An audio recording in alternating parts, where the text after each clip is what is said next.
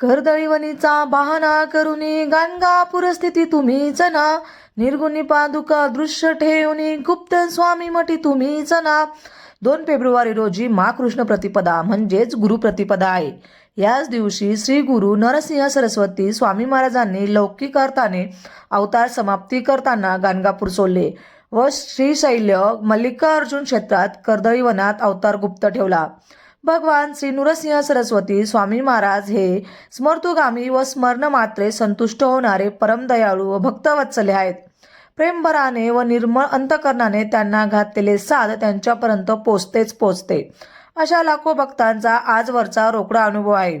अंदाजे वयाच्या 80व्या वर्षी गाणगापुरात निर्गुण पादुका स्थापून ते श्रीशैल्य मल्लिकार्जुन येथे जाऊन योगमार्गाने मल्लिकार्जुनाच्या लिंगात अदृश्य झाले.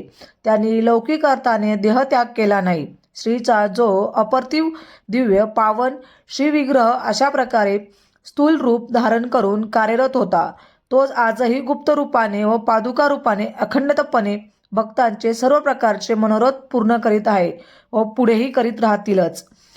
ह्या स्वामी महाराजांच्या श्रीचरणी गुरुप्रतिपदा दिनी प्रेमभराने साष्टांग दंडवत घालून त्यांचे परमपावन नाम घेत त्यांना कृपाप्रसादाची प्रार्थना करूया.